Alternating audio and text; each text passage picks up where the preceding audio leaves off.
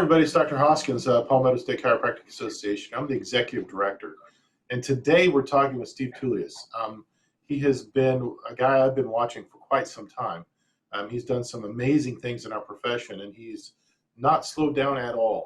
And it's an honor and a privilege to have him come to Columbia, South Carolina this August, for our fall conference. It's going to be important for you to be there for a lot of reasons. It's one of the last seminars before license renewal. It's also going to be important for us to get out of our homes and get out in the profession around our colleagues and our friends to renew those friendships and connections so that we can go forward healing our community. So I'll let Steve talk about what he and Amy have to bring to the table, why we should be even more excited about coming together in August in Columbia, South Carolina. Thanks, Steve. Appreciate it, man. Absolutely. It's great to be chatting with you here, Dwayne, and I'm thrilled and honored to be invited to come share. And you hit the nail on the head right now in terms of why it's so important to get out and be around other chiropractors who share the same mission and vision, and critical right now. So you may know this. I recently stepped out of full-time practice, 18 years in practice, stepped out of full-time practice to move to Texas from California to help facilitate my son, who has his healing. He's had a long history of autoimmune challenges, and so we've discovered various genetic factors that we weren't aware of previously. And I had the opportunity this week to go back to my practices in San Diego. I travel back once a month, and I learned a couple of things from that process. One, we forget, sometimes when we're in it day to day, we forget what a blessing it is to serve. And I missed it tremendously. And so it was so great to get back. And what I noticed especially is that our communities right now need a place of refuge. They need a place where they can come and feel safe, where they don't have to participate in that fear-based narrative out there. And they need leaders who are leading by example and showing up. And so that's why I decided to show up in my practice this last week. I didn't have plans to be there, and I decided I have to get there. I have to show people it's okay to get out. It's okay to do these things.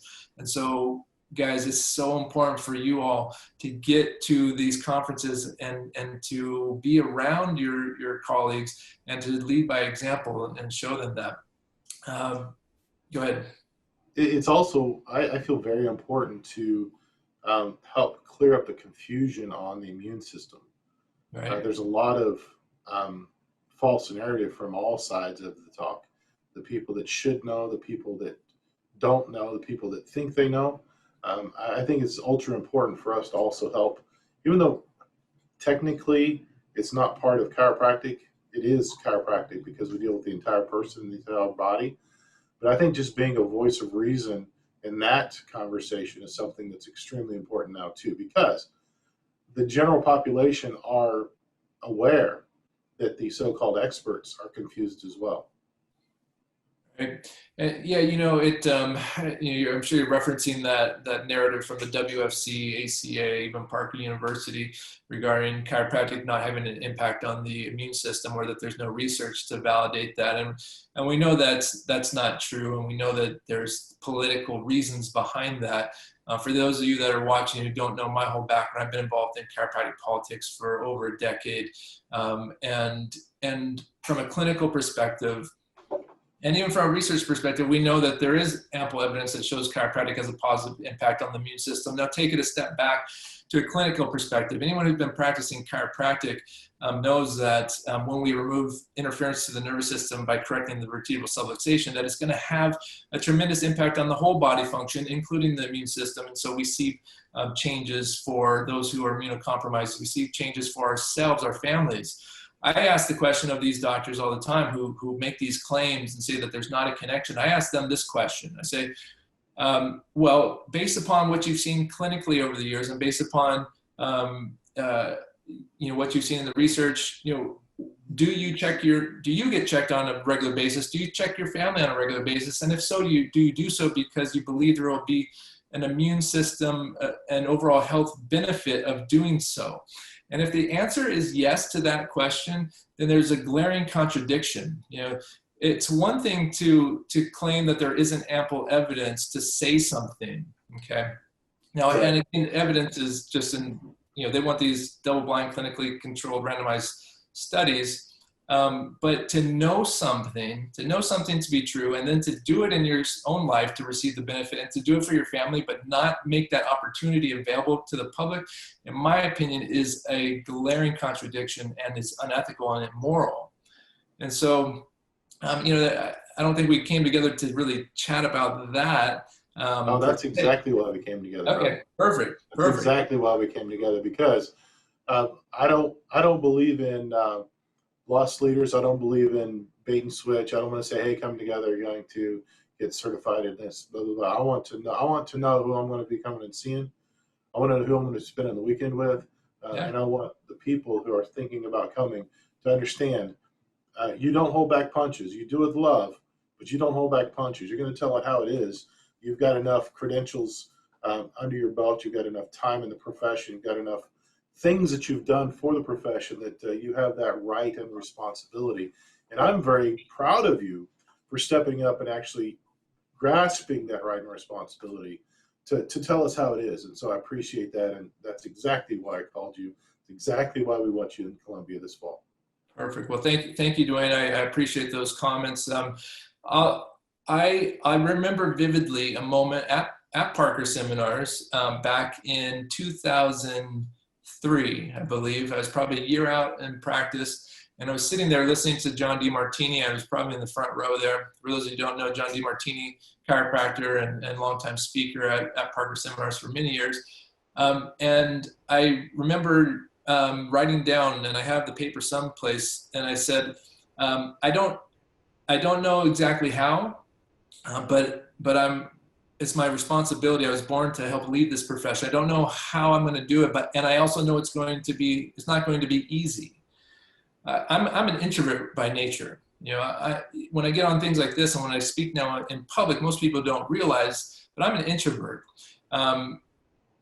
I realized that finally at one point that I didn't have the luxury to not stand up and to not lead. Right? I didn't have knowing what I know, and being a person of ethics and morals, understanding the bigness of the big idea, and how devastating a vertebral subluxation is to life, health, and human potential. I realized I no longer had the luxury to stay small and to not speak up. I had to keep working, and I continue to keep working on becoming a better leader. And so part of that is being very uncomfortable. It's not comfortable to stand out and speak up against injustice, right? We see it all over right now. A lot of people are standing up and speaking out. It's not comfortable. But that's how we grow. And right now we don't need to unify around this narrative of oh, we just need to come together and we need to support each other. Yes, we need to do those things in chiropractic, but we don't need to do it around and support people who are destroying our core essence, our core value, our core message and service for humanity. To stand up and speak out against those things. It's okay to point those out, and we don't have to do it with hate. I'm not attacking people. I am shining a light on contradictions in thought processes, and whether something is true or not. That's okay, and it's our responsibility, in my opinion. Yeah, I mean, you can do that with love just as well as you can with hate, and I think based upon knowing you do that with love. It's like, hey, we got to do better. We can be better. And that's the only way we can be better, is to see where we're failing and then go forward. So it's another thing I appreciate about you. You don't attack, you don't belittle, you always try to uplift those that don't agree with you, even when they choose to continue to disagree with you. So I appreciate that much about you as well. So tell us a little bit more about what you're going to be bringing in August. What are you going to be talking about? I know Amy's not here, but tell me a little bit about what she brings and what you guys got planned. I know it's maybe not completely finalized yet, but give us an idea. We'll talk again. Sure. Yeah, and I'm thrilled to be sharing again with Dr. Amy Spolstra. I had the opportunity to do that at Sherman Lyceum last year. She and I are good friends, colleagues. She's a brilliant individual, bringing so much to the table in terms of helping chiropractors understand the various neurodevelopmental challenges and clinical challenges when it comes to helping children with these learning, behavioral, socialization challenges. And so we're going to be tag teaming this conference and bringing both of our unique perspectives, our clinical experiences, and then I'll be also bringing some of my, my area of expertise is, yes, in pediatrics, but also chiropractic philosophy, communications.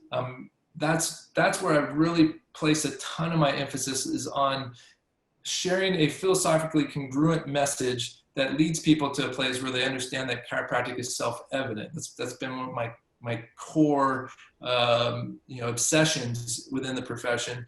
And then part of that and helping them get that is through marketing.